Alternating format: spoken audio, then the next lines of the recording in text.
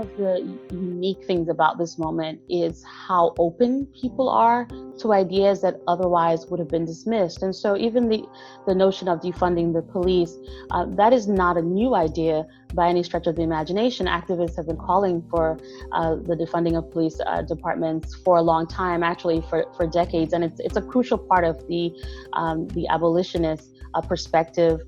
Yet, I think for the most part within mainstream narratives, it has been seen as this sort of very radical perspective, maybe the kind of perspective that only a few people might back.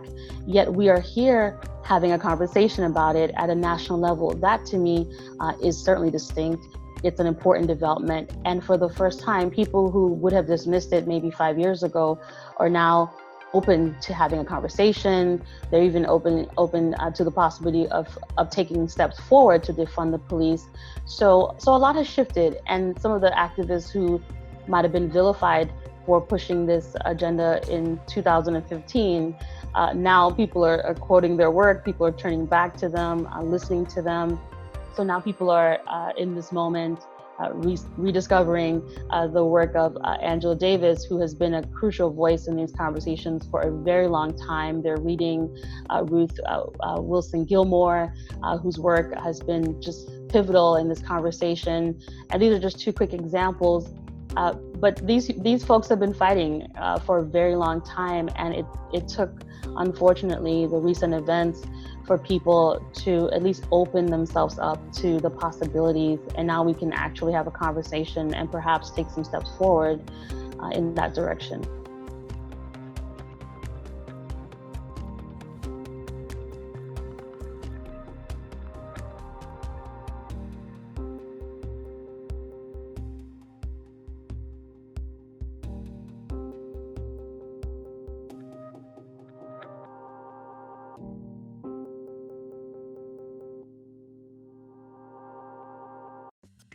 For especially new ideas, right? So the idea of defunding the police, at least with a broad, most Americans, that's a pretty new concept. So to me, the idea that that's even polling in the 30s or the 40s is actually relatively substantial. And again, suggests potentially some sea change relative to earlier periods in American history, when it would be hard to imagine 30 to 40% of Americans agreeing with a statement like that.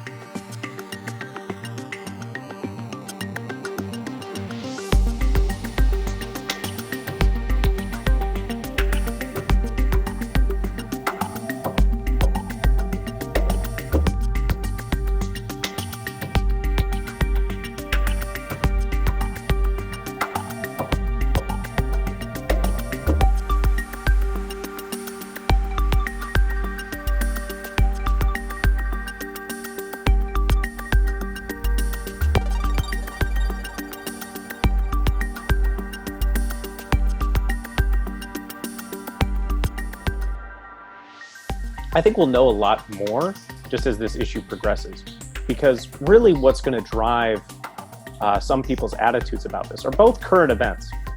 It's the protest. It's also where the political parties are going to land on this. What ideas do they coalesce around, and do they signal to members of their party to say, these are the solutions, these are the things that will address these problems?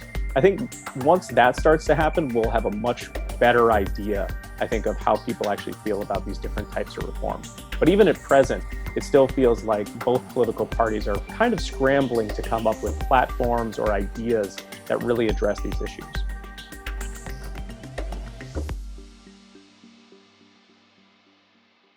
So I think if we look through a historical lens, we see the ways in which generational differences certainly shape political and social movements. And so in the context of the 1960s, what we find is that groups like the Southern Christian Leadership Conference, which was an organization led by Martin Luther King Jr., they tended to have a different perspective when compared to the Student Nonviolent Coordinating Committee, which was a younger group of activists. Not surprisingly, the younger group of activists tended to be a bit more radical in their perspective. They were a bit more confrontational.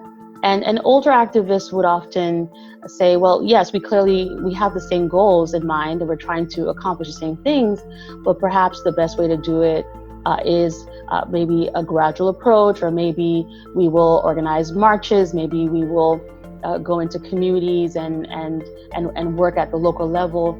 And sometimes younger activists would say, actually, let's ruffle some feathers a bit more. Let's go into restaurants and let's sit down and insist that we are served, even though we saw the sign that said whites only. So a bit more confrontational in terms of the tactics. And so in a similar way, I think we see that happening today. Younger people tend to be willing to take a bit more risk.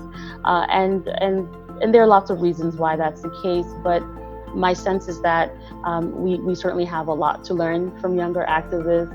And I think the key here is for older activists who might have tried different strategies in the past to just be open to listen to younger activists. And the hope is that there will be a dialogue across generational divides, because I think collectively people want the same thing, which is the rights and the full rights and freedom of Black people in this country. And if that's the core message, if the goal is to dismantle structural racism, then we shouldn't get too hung up on the different approaches. I think we actually need to try whatever approach we can. And my sense is that history tells us that it's never one approach that works. It's always a combination of various kinds of things at various moments that tend to dismantle systems of oppression.